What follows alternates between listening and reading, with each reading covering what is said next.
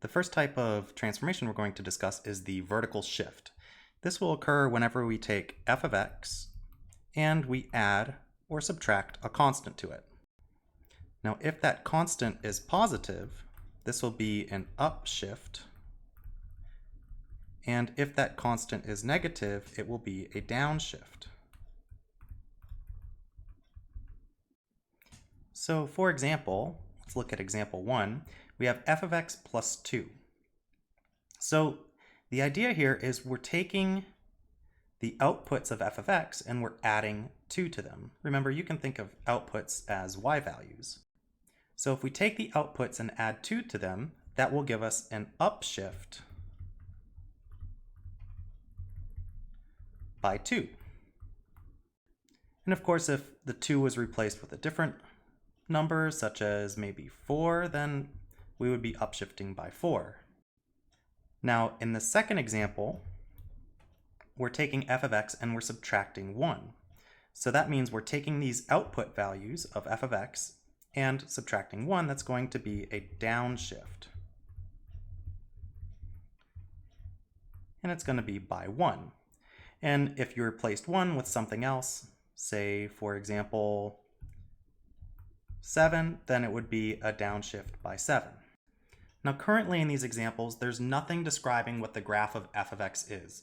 The only thing that we've described is what you would have to do to the graph of f of x in order to obtain the graph of g of x. So let's go ahead and assume in these examples that we know what the graph of f of x is. Let's say it's the absolute value of x. And now that we're given that f of x is the absolute value of x, let's go ahead and erase these yellow modifications here. And let's go ahead and sketch our toolkit function, absolute value of x, and also these two examples, f of x plus 2 and f of x minus 1. So I have a coordinate plane here, and I'll go ahead and sketch my toolkit function first, absolute value of x.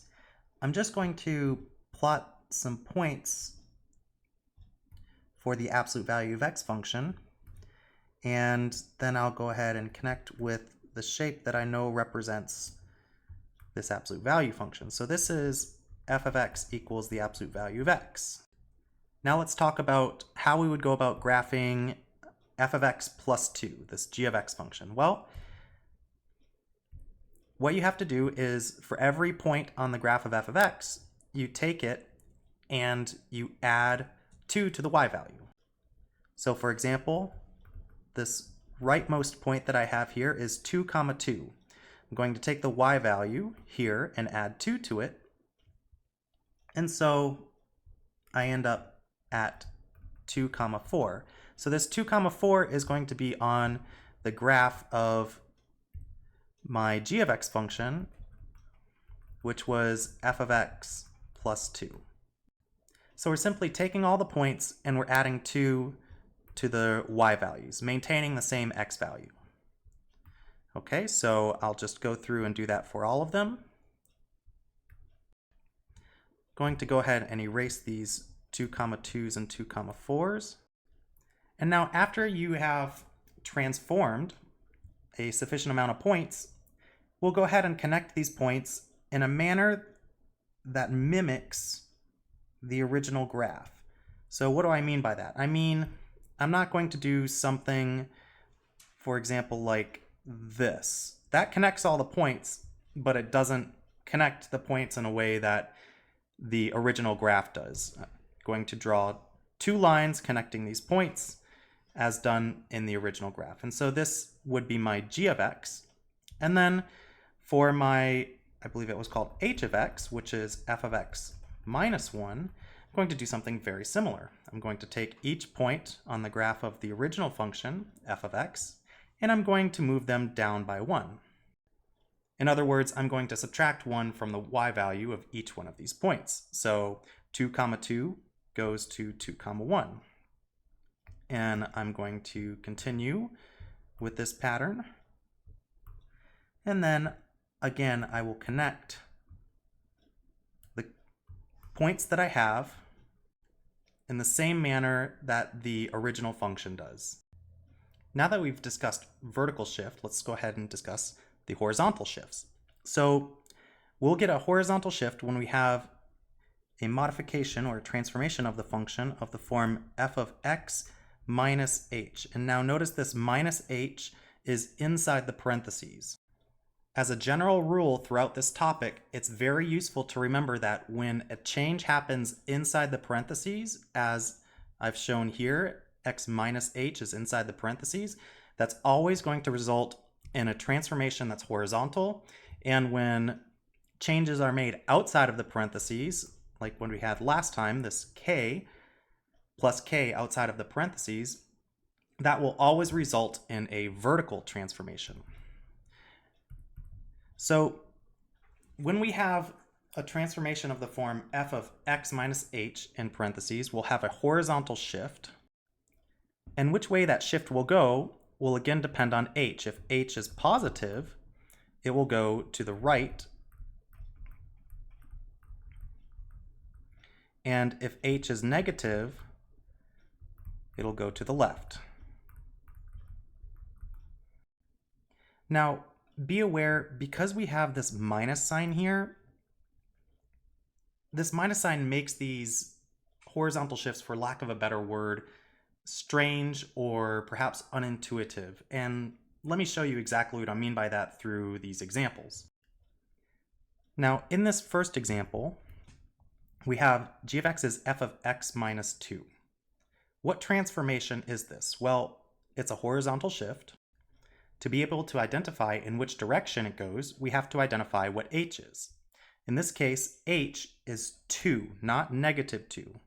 So h is 2, and 2 is positive. So this is a right shift by 2.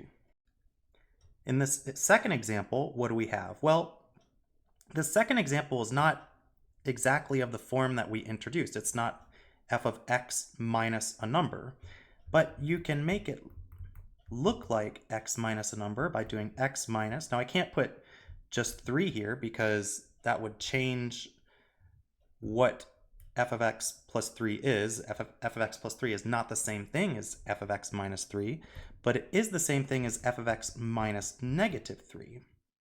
And so in this problem, h is negative 3, which means that h is negative. So this is going to be a left shift by 3. So you probably see what the strange thing is by now.